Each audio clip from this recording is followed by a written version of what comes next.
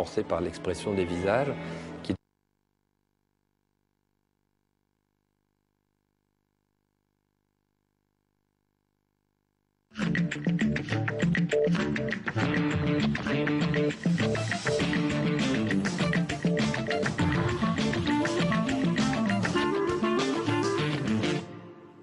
Bonjour à tous et bienvenue sur les chaînes parlementaires. Le Parti socialiste est réuni pour annoncer ses propositions en matière de justice. Un forum des idées intitulé « Pour une justice respectée, indépendante, efficace et protectrice ». Forum présidé par Elisabeth Guigou et c'est Martine Aubry, la première secrétaire du Parti socialiste, qui va ouvrir les débats. On écoute tout de suite son discours en direct. Dernier, à l'occasion de la rentrée solennelle de cette Cour. Il faut dire que ce n'est pas habituel. J'allais dire ce n'est pas banal. On peut dire heureusement, dans la vie de notre République, ce n'est pas banal que le plus haut magistrat de la République puisse penser ce qu'il dit de la République et du fonctionnement de la justice. Ce n'est pas non plus banal qu'il en soit arrivé à tenir ses propos en cette instance, dans la plus haute instance qui présentait sa rentrée solennelle. Et je dois dire que cette protestation inédite au plus haut niveau a très largement rendu compte, en concentré, en ne traitant que l'aspect qui est peut-être le plus important, quelle place donne-t-on et que donne le pouvoir en place à la justice dans une république comme la nôtre, a sans doute expliqué, par se concentrer, l'exceptionnel mouvement de protestation du monde judiciaire contre la politique du gouvernement et qui traduit cet immense malaise dans lequel nous tenons ce forum justice. Inutile de vous dire que nous avions prévu de débattre de la justice et que le cadre dans lequel il se fait aujourd'hui, alors même que, et ce n'est pas coutume dans une république, après les Français, les retraités, après les soignants, après les professeurs, on a vu ces derniers mois défiler les policiers et même les CRS et les magistrats, toutes tendances confondues, et tout le monde judiciaire et les avocats. Je dois dire que cela montre un véritable malaise, un malaise qui touche à l'ensemble des éléments de la République et bien évidemment à un élément majeur qui est celui de la justice. Je remercie moi aussi tous ceux qui sont ici, qui nous ont aidés, mais Elisabeth l'a parfaitement fait, avec bien sûr un regard affectueux vers Robert Badinter, mais aussi vers nos anciennes gardes des Sceaux, si je puis m'exprimer ainsi, Elisabeth Guigou, bien sûr, Marie-Lise Lebranchu, et sur notre secrétaire nationale à la justice, au Parti socialiste, Marie-Pierre de la Gontrie. Avec ce forum, nous disons fortement que nous mesurons l'ampleur des atteintes portées au monde de la justice et à la justice elle-même. Je disais que nous le disons au monde judiciaire, mais que nous le disons aussi aux Français. Car dans le fond, ce sont les Français qui, in fine, sont victimes d'une situation où la justice n'a ni les moyens, ni la sérénité, ni la considération nécessaire pour remplir ses missions dans de bonnes conditions. Je le dis souvent, mais je le dis avec une grande gravité, je crois que nous sommes dans un pays où les Français commencent à douter de leur justice. Et quand on doute de la justice, c'est-à-dire le dernier échelon, quand les lois ne vous ont pas protégé, quand les lois qui normalement doivent rééquilibrer les relations entre le fort et le faible n'ont pas été appliquées, quand vous avez été victime d'agissements, quels qu'ils soient, vous dites il y aura toujours la justice. Et quand vous commencez à douter, parce que les affaires sont classées, sont laissées sous le coude, parce qu'on a l'impression que certains procureurs agissent sur ordre, eh bien, quand vous commencez dans un pays comme le nôtre à douter de la justice, comme je commence moi-même à le faire dans un certain nombre d'affaires, eh bien, je dis il n'y a plus de République, d'où l'importance et la force du débat que nous devons avoir aujourd'hui. Pas seulement, permettez-moi de le dire, pour le monde judiciaire qui porte avec force ce débat, mais pour notre République et pour son fonctionnement. Nous dénonçons, bien sûr, mais nous proposons surtout, c'est l'objectif de ces forums que le Parti socialiste organise avant d'annoncer, vous le savez, dans un mois, le projet que nous allons proposer aux Français pour reconstruire notre pays économiquement, moralement, j'allais dire, pour faire en sorte que son poids et sa voix soient à nouveau entendus dans le monde, pour faire en sorte que la République soit appliquée réellement nous parlons d'égalité réelle, nous parlons d'une société du respect, mais nous parlons aussi d'un grand mouvement démocratique. Et si vous regardez l'ensemble des éléments de ces trois objectifs qui sont les nôtres, vous verrez que la justice peut être intégrée à chacune de ces réflexions et à chacune de ces actions. Donc nous voulons une justice qui fonctionne tout simplement, une justice avec un grand J, une justice qui est d'abord une autorité constitutionnelle, mais qui doit être aussi, dans une république comme la nôtre, un contre-pouvoir, n'en déplaise à ceux qui aujourd'hui voudraient que plus rien ne puisse contrarier un mouvement qui est celui qu'ils ont véritablement décidé. Or, la justice, d'abord, pour pouvoir être ce qu'elle est dans notre République, je dirais même dans tout pays démocratique, doit d'abord être indépendante. Je dirais ce mot 3 fois, indépendance, indépendance, indépendance. Je crois que c'est l'élément essentiel si l'on souhaite véritablement retrouver cette confiance indispensable au fonctionnement de la République. Or, la droite ne s'est pas contentée de paupériser ni de désorganiser la justice, comme elle l'a fait d'ailleurs avec quasiment tous les services publics. Elle a remis en cause son indépendance. Le parquet a été repris en main par le pouvoir et les juges du siège ont vu leur rôle remis en cause, notamment bien sûr avec le projet heureusement mis sur le côté. Aujourd'hui, on se demande ce qui se passerait si en 2012 les mêmes se retrouvaient là, de suppression des juges d'instruction. La multiplication aussi des peines automatiques ou l'ingérence grandissante du parquet dans le règlement des conflits avec le plaidé coupable, par exemple, avec la médiation pénale. On voit bien que derrière l'ensemble de ces réformes, il n'y a pas la volonté d'une justice qui fonctionne mieux, il y a une distance prise vis-à-vis des magistrats et il y a l'idée d'une distance que l'on veut voir se nouer entre eux et les Français. Et je crois que c'est évidemment extrêmement grave. Je le dis donc avec force, c'est l'indépendance de la justice qui garantit l'impartialité de cette institution, de la justice. Et je dois dire que comment ne pas lier impartialité et justice, comment les Français ne pourraient-ils pas faire le lien entre les deux? C'est le seul lien qui compte. Faut-il rappeler les mots de Montesquieu? Il n'y a point de liberté si la puissance de juger n'est pas séparée de la puissance législative et de l'exécutrice. Voilà aussi ce dont nous devons parler à l'instant. Alors l'indépendance, c'est une évidence. Ça paraissait être devenu une évidence, mais ça ne l'est plus. La suppression des instructions individuelles.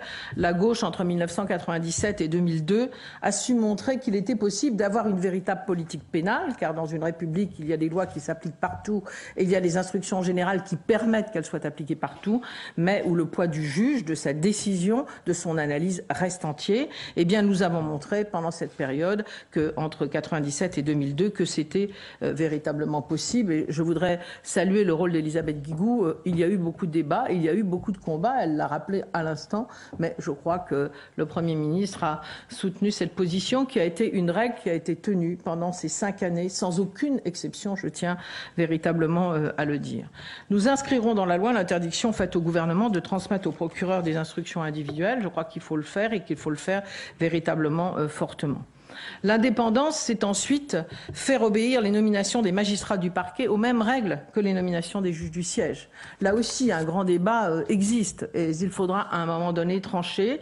Nous considérons que l'avis conforme du Conseil supérieur de la magistrature doit être nécessaire pour procéder à une nomination d'un membre du parquet. N'oublions pas que la Cour européenne de justice, enfin des droits de l'homme, a jugé que le parquet n'est pas en France une autorité indépendante. Nous limiterons également dans le temps la durée des enquêtes préliminaires dirigées par le parquet, alors que l'usage de ces enquêtes, on le voit bien aujourd'hui, ont été utilisés par le pouvoir comme un moyen d'enterrer un certain nombre de dossiers. Pour éviter par ailleurs toute confusion des rôles, alors je sais que là aussi il y a des débats, nous en rediscuterons. Nous proposons qu'au terme de 10 ans d'exercice, nous demandions aux magistrats d'exercer définitivement leurs fonctions au sein du parquet ou au sein du siège. Là aussi, c'est un choix à réaliser. Il faudra en débattre, mais c'est la proposition que nous faisons aujourd'hui. L'indépendance, c'est aussi de préserver le Conseil supérieur de la magistrature de l'influence politique. Inutile de revenir sur les cas de ces dernières années. Depuis la réforme de 2008, le président de la République ne préside plus ce Conseil supérieur de la magistrature. Cela a été une bonne décision, après quand même un certain nombre de cas qui avaient ému non seulement le monde judiciaire, mais l'opinion. Nous proposons d'aller au bout de cette logique qui a permis aussi à ce que les magistrats élus aient une place plus importante. Nous proposons que les personnalités qualifiées soit nommé sur proposition conjointe du vice-président du Conseil d'État, du premier président de la Cour de cassation, du premier président de la Cour des comptes et du président du Conseil économique et social et environnemental, et que leur nomination soit approuvée par une majorité des 3/5 des commissions des lois de l'Assemblée nationale et du Sénat. C'est une double protection, je crois qu'elle est nécessaire, parce qu'on voit bien que dans la réforme de 2008, c'est les personnalités qualifiées qui pouvaient je dirais, faire basculer d'un côté ou d'un autre. Personne ne veut, je crois, comme le laisse à penser le garde des Sceaux, d'un Conseil supérieur de la magistrature corporatiste, comme on essaie de nous le dire. Non, on veut un Conseil supérieur de la magistrature qui puisse exprimer avec force l'indépendance de la justice, sans laquelle il n'y a pas de justice. Soyons clairs, et là aussi c'est un débat que nous avons porté avec Elisabeth Guigou, nous ne demandons ni l'irresponsabilité des juges, ni leur impunité en cas de manquement. Je le dis haut et fort, contrairement à ce que dit là aussi le président de la République, je n'ai jamais entendu un syndicat demander cela. Nous devons dire les choses aussi clairement. Au contraire, l'indépendance va de pair avec une responsabilité accrue, et la réforme du Conseil supérieur de la magistrature, issue de la révision constitutionnelle de 2008, a créé un nouveau droit de saisine pour les justiciables en cas de manquement imputable à un magistrat du fait de son comportement. Je vois bien l'idée qu'il y avait derrière cette réforme. Disons qu'il nous faudra en faire le bilan, un bilan contradictoire pour vérifier si c'est la bonne solution. Ce n'est peut-être qu'un effet d'affichage, ce n'est peut-être pas la meilleure solution. Encore faut-il vérifier ce qu'il en sera advenu. C'est ce que nous proposons en réalisant, bien sûr, avec les représentants du monde judiciaire, un bilan paritaire, si je puis dire. Par ailleurs, le CSM verra ses pouvoirs d'investigation renforcés. Il pourra disposer des services de l'inspection générale des services judiciaires. Là aussi, on oppose souvent le CSM à l'inspection des services judiciaires. Moi, je ne connais pas d'organisations syndicales qui n'ont pas envie que l'ensemble des membres correspondent à ce qu'attend véritablement la République de sa justice. Et donc, il n'y a pas de raison de considérer qu'il faut se méfier des représentants du CSM par rapport à ceux qui inspectent la justice ou la façon dont une affaire a été traitée. Enfin, nous réformerons le Conseil constitutionnel. Avec l'introduction de la question prioritaire de la constitutionnalité, il est devenu un échelon nouveau de notre système judiciaire. Sa mutation en une véritable cour constitutionnelle doit donc s'achever par une modification de ses règles de nomination et de fonctionnement. Nous proposons la nomination des membres du Conseil constitutionnel à la majorité des 3/5 du Parlement. Là aussi, nous l'avons proposé dans notre réforme constitutionnelle. Cela implique aussi de mettre fin à la possibilité offerte aux anciens présidents de la République d'y siéger à vie. L'actualité judiciaire récente a illustré les incohérences de ces dispositifs et ne peuvent que fragiliser le Conseil. La mission de la justice est d'appliquer la loi et de pouvoir dire le droit, même quand cela déplaît. J'allais peut-être dire surtout lorsque cela déplaît, parce que c'est le dernier recours. Et la condition de cette mission, c'est donc son indépendance. Notre deuxième priorité est de refaire de la justice un grand service public performant, proche des citoyens. Bien évidemment, la justice est là pour faire respecter les droits des personnes, et c'est une des grandes avancées des sociétés civilisées de remplacer la vengeance, la force, par le jugement, justement, par la justice. Comme dit Paul Ricoeur, au court-circuit de la vengeance, la justice substitue la mise à distance des protagonistes. Encore faut-il que la justice ne soit pas elle-même trop éloignée des protagonistes. Je parle du peuple, je parle tout simplement de nous-mêmes, je parle de nos concitoyens. Assurer l'égalité de tous face au droit et à la justice, cela nécessite une justice qui soit proche et accessible. Cela se passe bien sûr par une mise à niveau des moyens. Nous le savons, les marges de manœuvre, là je le dis de manière extrêmement claire, l'ensemble des dirigeants du Parti socialiste préparent actuellement le projet que nous allons présenter aux Français et sur les priorités qui sont les nôtres, alors que les marges financières seront, nous le savons, limitées en 2012. Nous avons dit de manière claire que la justice devait faire partie de ces priorités absolues. Il y a urgence. La part de la richesse nationale consacrée à la justice, vous le savez, place au 37e rang sur les 43 pays de la Grande Europe la France. Ce qui est quand même hallucinant. La France compte 3 fois moins de procureurs que l'Espagne et 4 fois moins de juges que l'Allemagne. Je dirais que cela aussi en dit long sur la façon dont on place la justice au cœur de notre dispositif ou pas, et la façon dont on la regarde. Ce manque de moyens pèse aujourd'hui gravement sur le fonctionnement de la justice. Je ne vais pas revenir sur ce que vous connaissez mieux que moi. Je suis maire, je vois quotidiennement les problèmes qui se posent, les jugements parfois hâtifs donnés au fil d'audience qui s'étendent du matin au soir. Encore faut-il avoir la chance d'être inscrit à une audience. Comment les justiciables peuvent-ils avoir confiance en une justice qui tarde? Comment des jeunes délinquants peuvent-ils être sanctionnés au moment où il le faut, quand on attend 1 an et demi avant de voir classer une affaire pour un acte qui peut être d'ailleurs mineur?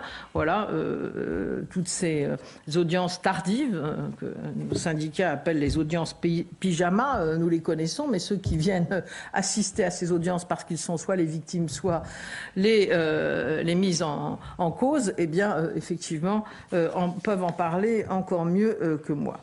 Les moyens manquent aussi pour prévenir les infractions, pendant l'enquête, pendant le procès et pour le droit à la défense. Les moyens manquent aussi après. Et je crois que là aussi, nous devons véritablement contrer ce discours. À chaque fois qu'un acte a lieu dans notre pays, la justice n'a pas fait son travail. Donnons les moyens à la justice de faire son travail, y compris quand la peine a été réalisée et lorsque véritablement le suivi n'a pas pu être tenu. Tous les justiciables, d'ailleurs, qui franchissent la porte d'un tribunal le voient. La situation budgétaire de la justice est au-delà du seuil critique. Et je le dis très simplement, nous rattraperons ces moyens en nous mettant au standard des pays européens les mieux placés. C'est vraiment notre objectif et c'est ainsi que nous travaillons dans les priorités de notre projet. Nous pourrons dès lors rapprocher la justice des Français. Il nous faut créer une véritable justice de proximité. Nous avons vu la casse qu'a été la fermeture d'un certain nombre de tribunaux. Je ne dis pas que certains ne pouvaient pas l'être ou ne devaient pas l'être, mais la façon dont cela a été fait a entraîné, notamment pour un certain nombre de matières, je pense aux affaires familiales, je pense à la justice des mineurs, un éloignement tout à fait effrayant, je dirais, entre les justiciables et la justice. Donc nous proposons des pôles pluridisciplinaires tenus par des magistrats dans les tribunaux d'instance et dans les maisons de justice et de droit, notamment pour traiter ces matières judiciaires de proximité qui sont les contentieux, je dirais, les plus habituels et qui peuvent être réalisés de cette manière-là. Nous voulons aussi une justice au service des citoyens, mieux équipée et mieux formée pour accueillir les justiciables. Des cellules d'accueil seront ouvertes dans les commissariats et dans les tribunaux pour qu'une victime qui vient faire valoir ses droits puisse être accueillie dans les meilleures conditions possibles. Nous renforcerons, nous l'avions déjà fait, nous le referons, le soutien matériel et financier aux associations d'aide aux victimes qui aujourd'hui sont particulièrement touchées par les réductions de crédit. Nous rétablirons une possibilité directe de constitution de partie civile par les victimes et faciliteront leur indemnisation. Et afin de mieux protéger les victimes de dommages de faible montant, nous introduirons l'action de groupe. Nous voyons bien comment l'action de groupe, dans certains cas, je pense par exemple au droit à la consommation, au droit environnemental, combien l'action de groupe d'usagers, de salariés contre des intérêts qui sont puissants peut être tout à fait considérable en termes d'action. Donc nous la mettrons en place. Pour faire valoir leurs droits, aujourd'hui les citoyens doivent souvent suivre un parcours long, compliqué et coûteux. Long parce que les affaires s'empilent, faute de fonctionnaires et de magistrats assez nombreux pour les instruire. Compliqué parce que la loi n'est accessible qu'aux experts. Coûteux parce que le recours à des auxiliaires de justice, à des experts, à des avocats est souvent nécessaire et insuffisamment pris en compte. C'est tout le problème de l'aide juridictionnelle.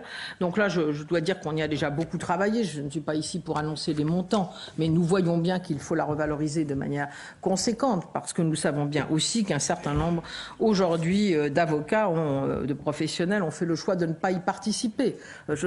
Personnellement, je considère que quand on est dans ce type de métier, nous le disons quand nous parlons des médecins, nous allons faire la proposition qui ne va pas être extrêmement agréable, mais qui est nécessaire de dire à ces jeunes qui sortent après 12 ans payés par les citoyens de faculté de médecine, eh bien, vous devez aller pendant 10 ans là où on a besoin de vous.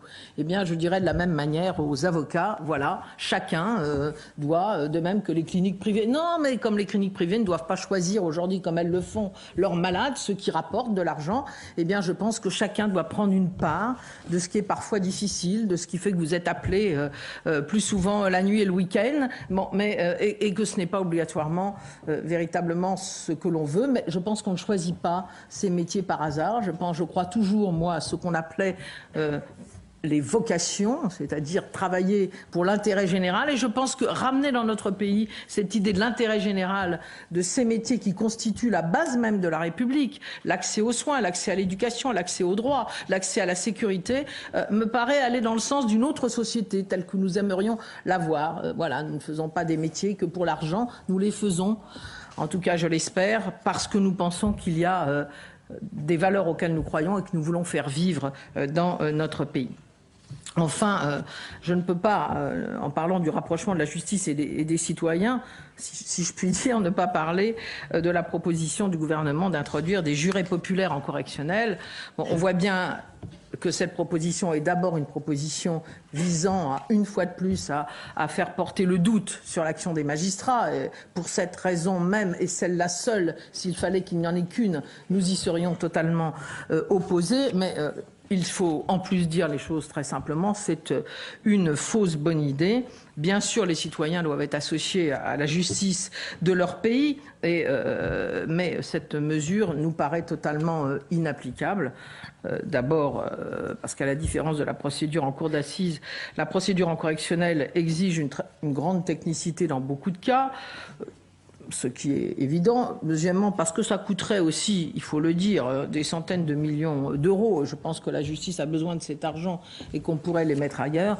Mais je reviens sur l'élément essentiel. Je pense qu'on ne traite pas un échec en matière de sécurité en faisant porter la responsabilité sur les magistrats qui sont une force, je dirais, pour une République. Je pense que cette proposition doit être rangée à celle des propositions démagogiques visant à masquer des échecs et nous pouvons peut-être ne plus en parler. Enfin, troisième axe de notre projet, cette justice aura les moyens, bien évidemment, de fonctionner, mais elle doit faire respecter les règles sans lesquelles il n'y a pas de société apaisée. Depuis 2002, nous l'avons dit 20 fois, la politique du gouvernement se résume à une avalanche législative qui n'a comme seule logique que celle de l'effet d'annonce et puis, bien sûr, de répondre à l'émotion de l'opinion. C'est vraiment tout l'inverse de la façon dont nous jugeons la fonction législative. C'est pour ça que nous pensons d'ailleurs que les députés, les sénateurs doivent non seulement avoir une certaine formation, être liés au terrain, mais aussi travailler dans la durée, travailler en écoutant ceux qui savent et non pas accepter de voter, comme c'est le cas aujourd'hui, sur injonction d'un président de la République, d'un Premier ministre qui annonce un projet de loi qui est voté dans les quelques jours à la suite d'un événement aussi douloureux soit-il. On a finalement l'impression que ces lois sont devenues des tracts, quoi. Et c'est dramatique, parce qu'une loi, quand elle n'est pas appliquée, parce que ces lois sont évidemment pas appliquées. Je me souviens par exemple de celle qui a été votée, une des premières, de M. Sarkozy, ministre de l'Intérieur, pour empêcher les jeunes de rester dans les bas d'immeubles. Je dirais que dans nos quartiers, tout le monde a rigolé, on voit jamais de policiers. Donc voilà, c'était peut-être pas comme ça qu'il faut aborder la question. Et je ne prends là qu'un exemple parmi les plus ridicules. Mais il y en avait beaucoup d'autres, beaucoup plus dangereux. Car quand la loi n'est pas appliquée, elle fait douter. Y compris de l'idée que l'on a ensemble un socle de valeurs à défendre, un socle, un respect à avoir pour des lois communes, et elle déjuge finalement, si je puis m'exprimer ainsi, tous ceux qui sont en charge, élus, police, justice, de faire appliquer le vivre ensemble, c'est-à-dire de faire appliquer les lois de la République. On voit bien, en outre, que beaucoup de ces lois sont modifiées avant même que les décrets d'application ne soient sortis, et je ne vois pas comment les juges pourraient ainsi appliquer appliquer des lois qui sont de plus en plus précises, voulant ainsi, enfin, de plus en plus précises et en même temps de plus en plus inapplicables, voulant ainsi limiter leur liberté. 10 ans de ce populisme pénal n'a malheureusement donné aucun résultat en matière de sécurité. Je dirais même l'inverse, puisque, vous le savez, nous continuons à avoir une augmentation forte de ce qui est le plus grave, c'est-à-dire les atteintes volontaires à l'intégrité physique de nos concitoyens. Heureusement, je crois qu'un certain nombre de députés de la majorité l'ont compris, puisqu'ils viennent de refuser une énième loi sur la récidive. Ça, c'est vraiment un très beau sujet pour le populisme. La récidive, ça permet de cogner tous ceux qui sont en charge de la République et surtout de bien démontrer que l'on n'a aucune responsabilité dans ce qui arrive. C'est terrifiant et une réponse comme celle-ci est assez dramatique. De la même manière, sont graves toutes les atteintes qui contreviennent aux libertés publiques. Et je dois dire que la censure des 13 articles de la loi LOPSI 2 arrive par le Conseil constitutionnel, arrive au bon moment. Nous l'avons demandé, la saisine a été réalisée par les députés et les députés socialistes. Et là aussi, je pense, le Conseil constitutionnel a montré les dérives inacceptables de ce que nous avait annoncé le président de la République.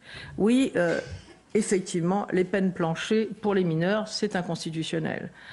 Donner des pouvoirs de police judiciaire aux policiers municipaux, c'est inconstitutionnel. La double peine pour les condamnés d'origine étrangère, c'est inconstitutionnel. Nous le disons depuis ces discours qui arrivent toujours au bon moment pour essayer de reprendre, je ne sais pas quoi d'ailleurs, le flambeau de l'avenir, ou je ne sais pas comment il appelle cela. En tout cas, nous savons que tout cela ne correspond pas à la République. Nous les condamnons et aujourd'hui, le Conseil constitutionnel a donné raison à tous ceux qui se sont levés sur cette question.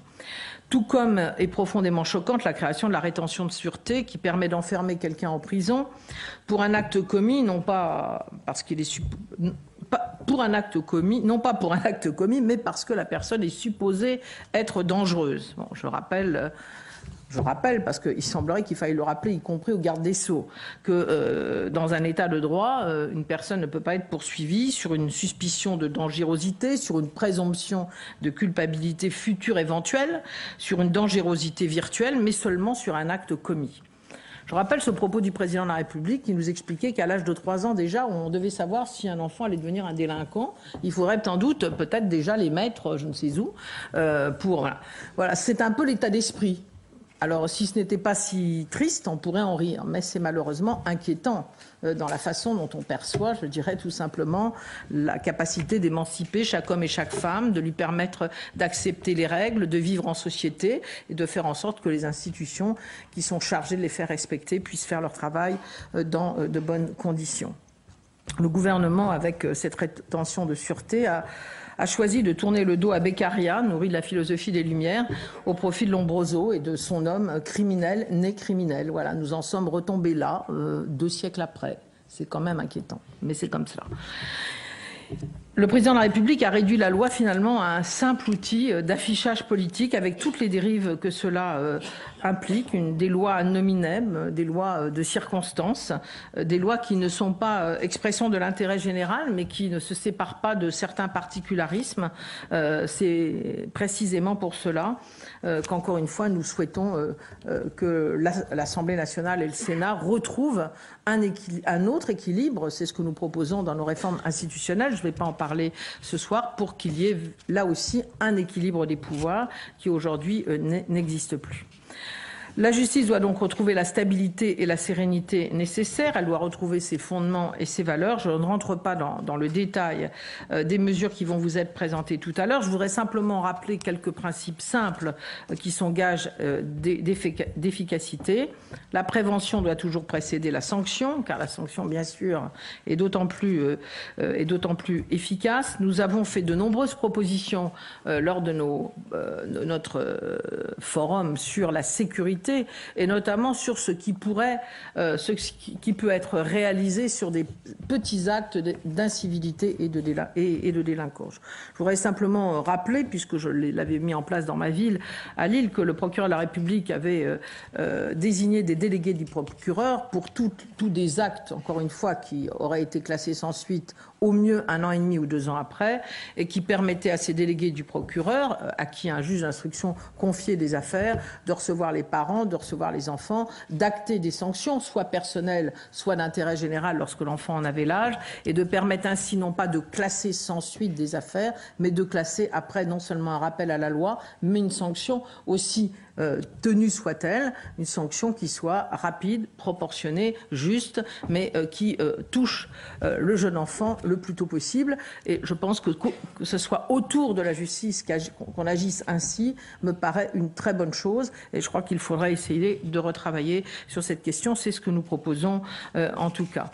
De la même manière, nous proposons de développer les alternatives à la prison, notamment pour les jeunes. Je ne reviens pas sur tout cela, sur la médiation, sur les mesures de réparation immédiate, sur les travaux d'intérêt général, sur les lieux qui permettent à des jeunes de se retrouver, de retrouver le sens et le respect de la vie collective, des règles qui existent malheureusement insuffisamment dans notre pays.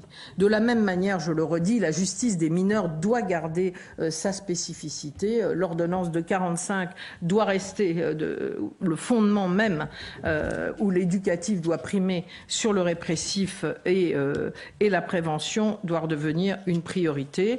Donc là aussi, nous avons fait un certain nombre de préconisations pour qu'il y ait des délégués des juges pour enfants. Là aussi, il y a un certain nombre d'expérimentations dans un certain nombre de villes qui se trouvent en dehors du cadre législatif classique, mais comme en général il n'y a rien où il y a ça, eh bien il vaut mieux prendre encore cela. C'est vrai que proposer à un enfant qui a réalisé un acte d'incivilité, une tâche d'intérêt général dans son école ou dans le logement ou l'immeuble dans lequel il habite, c'est quand même mieux que de faire en sorte que rien ne se passe et qu'il puisse considérer qu'il peut continuer puisque la République ne lui a rien demandé. Nous avons fait un certain nombre de propositions en la matière. Et puis bien sûr, il y a le problème des prisons. Là aussi, je cite souvent un philosophe qui dit que le niveau de développement d'un pays se mesure à la façon dont il traite ses détenus et ses fous. Eh bien, on voit bien où on en serait, nous, ici. Et d'autant plus qu'il y a beaucoup de personnes qui souffrent de troubles psychiatriques en prison.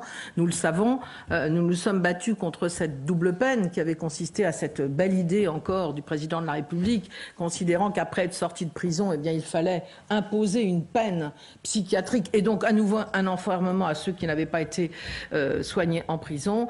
Réellement, il faut encore approfondir le travail entre les hôpitaux et la prison. Il faut redonner les moyens.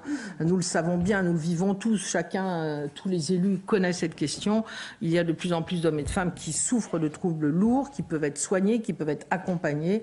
La prison sans soins, sans reconstruction, sans préparation de la sortie, véritablement, n'a pas le sens que cela doit lui donner.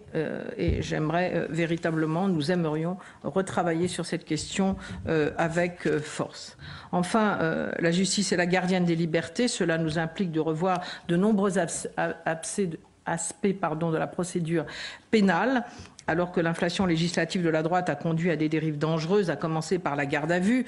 Donc là, je n'y reviens pas, nous sommes en plein dans le débat. C'est quand même effrayant, une fois de plus, que la Cour européenne des droits de l'homme et la Cour de cassation aient ensuite encore dit au gouvernement que nous n'étions pas, que la France n'était pas dans les règles que tout pays développé respecte aujourd'hui. Il faut continuer à avancer. Grâce au combat des professionnels, le droit à l'assistance d'un avocat a été reconnu, mais pour le reste, le texte en l'état n'est pas suffisant et nous proposons de limiter la garde à vue à une peine minimum d'emprisonnement ou en cas de flagrance et pas seulement aux infractions passibles d'une peine d'emprisonnement. Nous proposons que le renouvellement de la garde à vue soit décidé par un juge du siège, juge des libertés, également compétent pour en contrôler la légalité et non par le parquet. Voilà quelques-unes des propositions qui sont les nôtres. Au-delà, nous ferons évoluer l'actuel juge des libertés et de la détention en un véritable juge des libertés à qui nous donnerons les moyens de son action. Il statuera sur l'ensemble des atteintes à la liberté d'aller et venir, la garde à vue, je l'ai dit, les centres de rétention, les hospitalisations d'office. Nous appliquerons le principe de collégialité de toutes les décisions liées aux privations des libertés. Là aussi, c'est une protection pour les juges comme une protection pour les justiciables.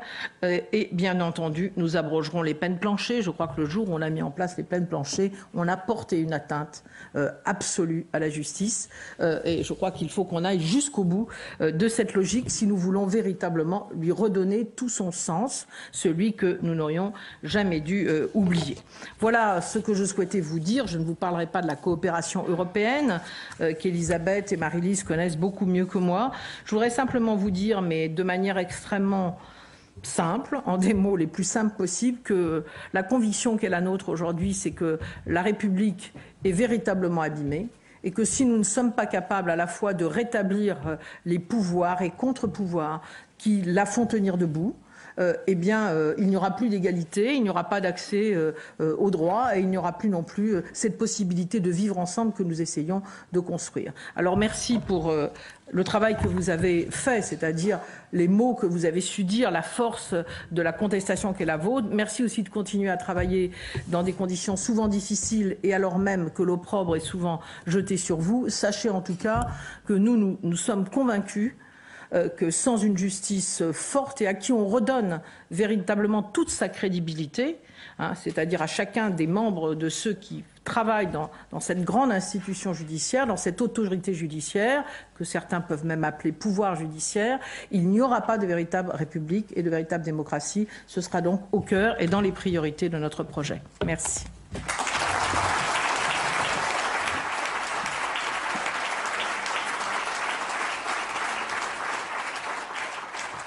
Voilà, vous avez pu suivre en direct sur les chaînes parlementaires le discours de Martine Aubry qui a donc détaillé les propositions du Parti socialiste en matière de justice. Elle a critiqué l'une des propositions phares de Nicolas Sarkozy, l'introduction de jurés populaires en correctionnel, réforme qu'elle qualifie de rideau de fumée qui vise à stigmatiser les magistrats. Pour Martine Aubry, Nicolas Sarkozy a détourné la justice de ses valeurs républicaines et a sérieusement mis à mal l'indépendance de la justice, une indépendance qu'elle a vigoureusement défendue tout au long de son discours. Elle souhaite notamment modifier la loi pour garantir l'indépendance de tous les magistrats. Nous reviendrons bien sûr sur ces propositions dans nos éditions de 19h et de 20h30. Très bonne soirée sur les chaînes parlementaires.